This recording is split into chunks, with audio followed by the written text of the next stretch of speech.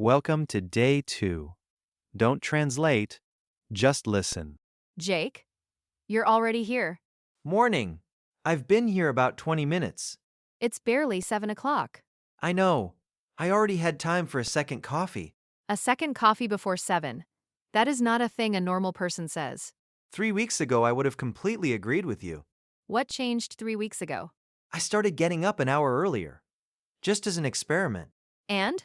And I never stopped. Do you actually like it? I look forward to it. You look forward to getting up early. Every morning. That's deeply unsettling.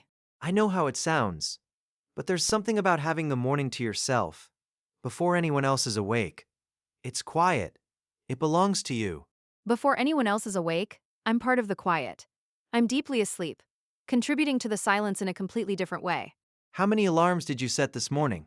That's a personal question. How many? 4. 4 alarms. 4 alarms, yes.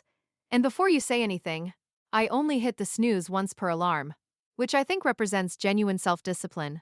You hit the snooze 4 separate times. When you count them all up, that is technically what happened. Walk me through it, start to finish. 6:30, first alarm goes off. I hit the snooze without opening my eyes, completely on autopilot. My arm just knows what to do before the rest of me is even aware. 6:40, second alarm, same thing. 6:50, I become dimly aware that I'm a person with responsibilities. 7 o'clock, the fourth alarm goes off and I feel something close to genuine dread. That is an enormous amount of emotional labor before you've even stood up. I don't stand up. I drag myself out of bed. Standing up implies a certain dignity.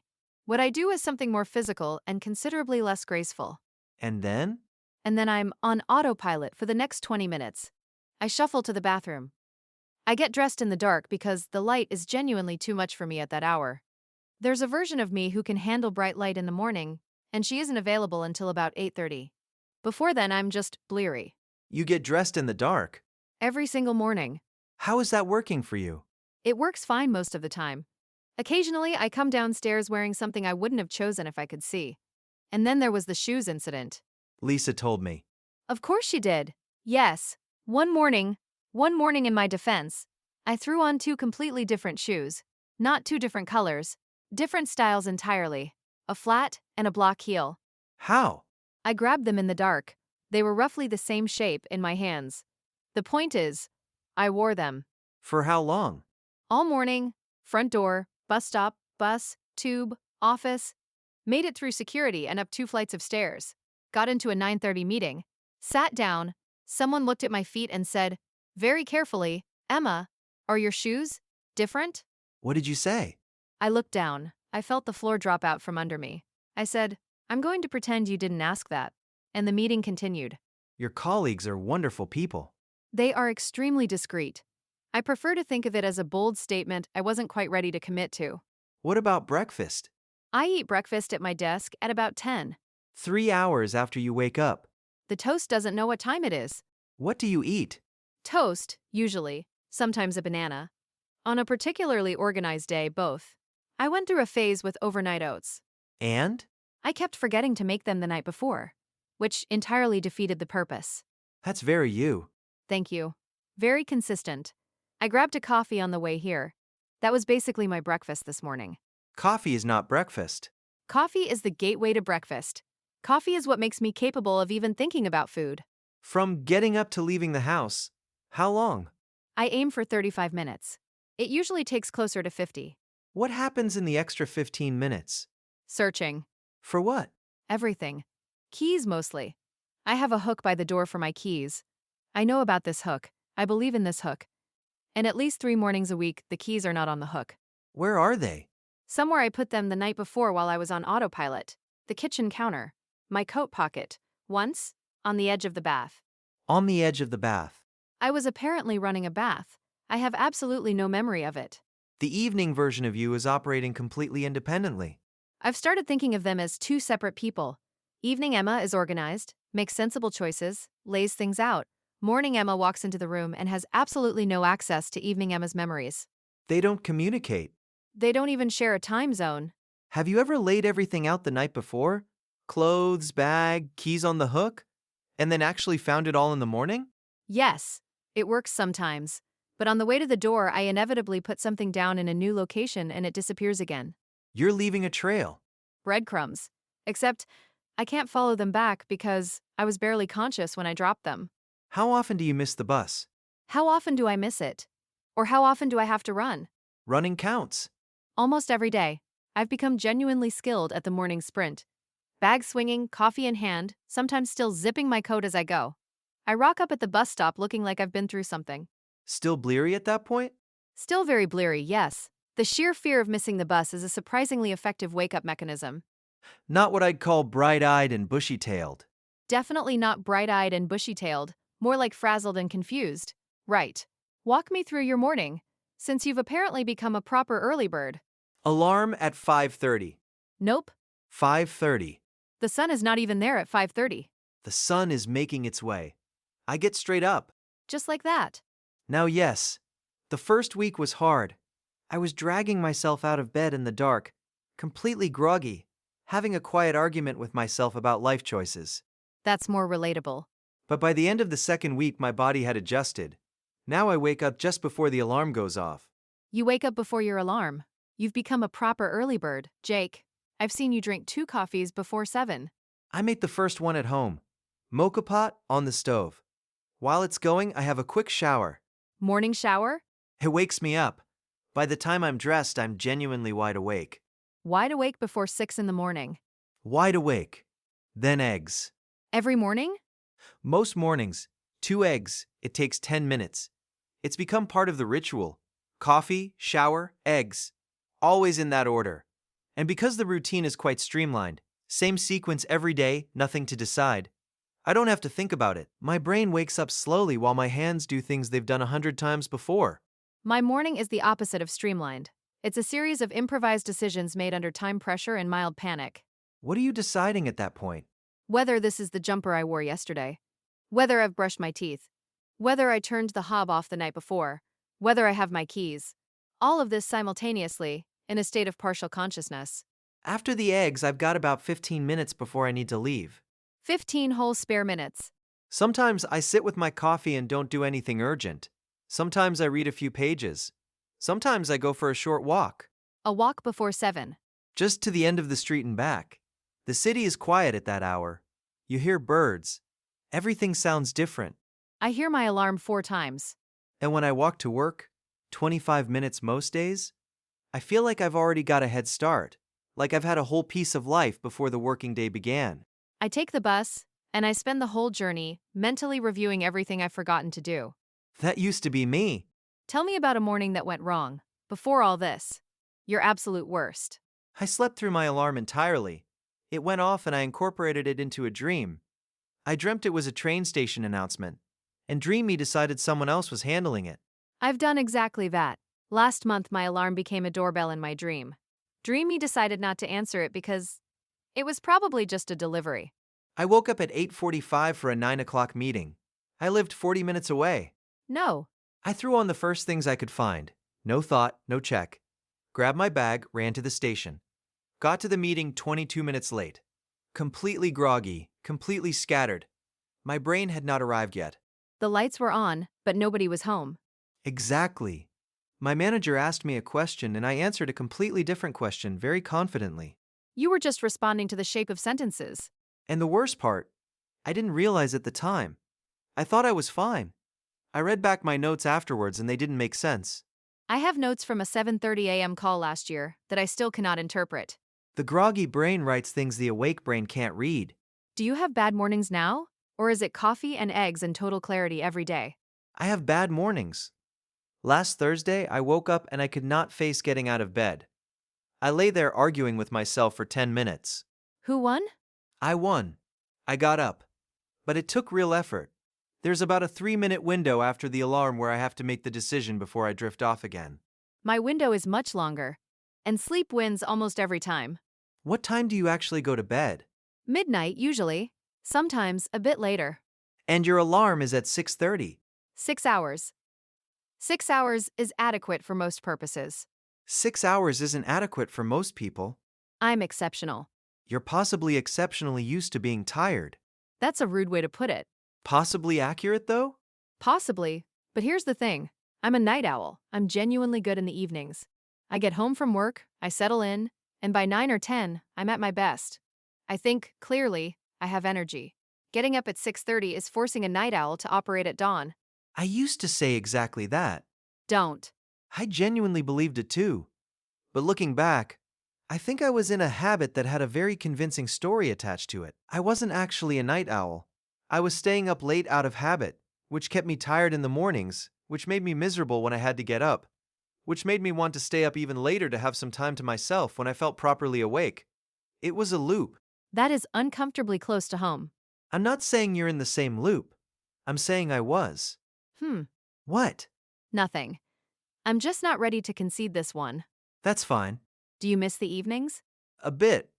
I miss that feeling of late evening belonging to you, that quiet after 10 when the day is completely over and there's no agenda. You can just exist. Yes, that's exactly what it is. The evening is when the day stops asking things of you. You can finally just be. I get that in the morning now instead, before the day starts asking things. It's the same quality of quiet, just at the other end. Mornings are full of obligation. You have to become something presentable by a certain time. The evening has no deadline. I'd argue my mornings have less obligation now than my evenings used to. Nothing needs to happen yet. That's almost convincing. High praise. What about weekends? Do you have a lie-in at all? I wake up at about 6:40 on weekends. That is not a lie-in. That is just getting up. I had a lie-in last Sunday. When? 7:15. Jake, a lie-in is 9 o'clock. A proper lie-in is 9:30. No alarm, no plan, your body waking up in its own time. I don't get up before 9 on weekends if I can help it. That's what Saturdays are for. On a very good one, I'm still in bed at 1:30. I genuinely can't sleep past 7 now. My body won't do it. You've given up lying in entirely. That's what you've traded. For mornings that feel good. A lie-in feels good and requires zero effort. Fair. I do sometimes lie there at 6:40 on a Saturday and think, who asked for this? Your past self asked for this. Your past self signed you up and is now unavailable to answer for it. Very unavailable. What do you do on the commute? You walk, you said. 25 minutes. Sometimes a podcast, a bit of music. Lately I've been walking without anything in my ears. You walk in silence. Sounds more austere than it is. You notice things, birds, the light changing, what the city sounds like before it's fully awake. I stand on the bus looking bleary, holding the rail, trying not to fall asleep. You fall asleep on the bus? I have fallen asleep on the bus, twice. A very kind stranger woke me up both times. What did they say?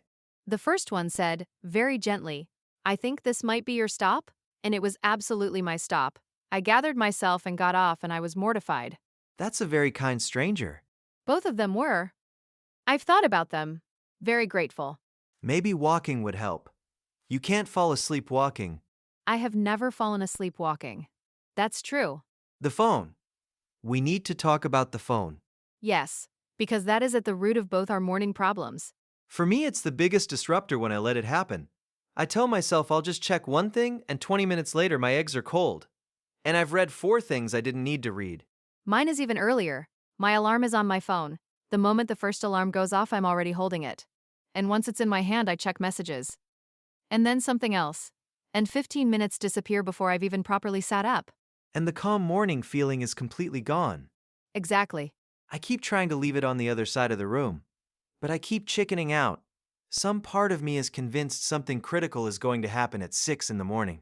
Nothing critical happens at 6 in the morning. Nothing ever happens. But the part of my brain that needs to check doesn't respond to evidence. Have you thought about getting a separate alarm clock? An actual clock? A real one? Then your phone stays across the room until you've had your coffee. It feels very retro. It feels very effective. It might be both. Right. One thing you'd steal from my morning. What is it? Honestly, the evenings, not the actual late nights, my body won't allow that anymore. But the feeling, that unscheduled quiet time. No agenda, no routine, just existing. I don't really have that anymore and I miss it. You've replaced it with sleep. With practical, sensible, slightly joyless sleep. Take it back. One evening a week. No strict bedtime. Stay up until you're actually tired. But then I'm tired the next morning. Is that actually terrible? Feels like a betrayal of the whole thing. Jake, it's one evening, and if you're tired the next morning, have a lie-in. A real one. 9 o'clock, no alarm, and see what it feels like to wake up slowly with nothing demanding anything from you. I'm genuinely a little afraid I'll love it. That is exactly the point. All right. One evening a week with no bedtime and a lie-in the next morning if I need it. What would you steal from mine? The calm at the start. I want to leave the house not flying out the door, not frazzled, not scrambling, not holding a coffee that's burning my hand because I didn't have time to let it cool. Even 5 extra minutes would change the whole feeling of the morning, 5 extra minutes comes from getting up 5 minutes earlier, which comes from not hitting the snooze so many times, which comes from sleeping enough, which comes from going to bed earlier. which comes from giving up some of the evening. And I've walked right into that argument again. You walked into it yourself. I barely did anything. I know. It's deeply annoying. You don't have to do the whole thing. Just push bedtime back by half an hour. See if it changes anything. Half an hour earlier to bed. That I could try. That's not a personality transplant. Barely a compromise. And I'm going to walk to work at least twice this week instead of taking the bus. Yeah? If I'm walking, there's no bus to catch. No sprint. I either leave on time or I'm late. Morning Emma can follow that logic. That's a genuinely good steal. Don't act so surprised. I'm not surprised. I like that it's something you'll actually do. I have flashes of practicality. They're usually in the evening, but occasionally they work in my favor. Deal then. You try the earlier bedtime and walk twice this week. You take back one evening and one lie-in. And report back. Full report. Right. I have to go in. My boss is going to wonder who this person arriving before 8 is. You've been here before 8. That's historic. Don't tell anyone. I have a reputation to maintain. Good morning, Emma. Good morning, Jake. For what it's worth, this was the best part of my morning. The best part? The competition wasn't strong, honestly. But yes. See you in there. See you in there. And Emma, Yeah? tomorrow. One less snooze. Just one. I make no promises. I know. See you in there. Bright-eyed and bushy-tailed. In your dreams. Maybe not tomorrow, but soon. See you in there, Jake. See you in there. Great work listening to all of that. Here's the key language from today. Snooze. To snooze means to delay your alarm and steal a few more minutes in bed. Groggy, the heavy, foggy feeling right after waking, when your brain hasn't fully arrived yet. Bleary, bleary-eyed. Your eyes look tired and unfocused, not properly open yet. Frazzled, stressed and worn out, the way you feel after rushing around in a panic. Ritual, a personal habit done the same way each time, with real intention behind it. Scattered, when your thoughts and actions are all over the place and you can't keep track. Streamlined, trimmed to just the essentials, running efficiently with nothing wasted. Hit the snooze, to press the alarm's delay button, to buy a few more minutes of sleep. Drag yourself out of bed, to force yourself up when every part of you wants to stay lying down. On autopilot, doing something automatically, without thinking, driven purely by habit. Wide awake, completely alert and fully conscious, no grogginess left at all. Throw on, to put clothes on quickly, without much thought about what you're wearing. Fly out the door, to leave the house in a rush, usually because you're already running late. Sleep through, to sleep past an alarm or event entirely, without waking up in time. Night owl, someone who naturally stays up late and feels sharpest and most alive in the evening. Early bird, someone who gets up early and feels best and sharpest first thing in the morning. Get a head start, to begin earlier than usual, giving yourself an advantage before the day kicks off. Rock up, to arrive somewhere, often casually, or a little later than expected. Chicken out, to back down from something at the last moment, because you've lost your nerve. Lay things out, to prepare and arrange everything in advance, so it's all ready when you need it. Bright-eyed and bushy-tailed, full of energy and good cheer, wide awake and ready for anything. Lie in, to stay in bed later than usual, with no alarm to answer, and know where you need to be. See you in day 3.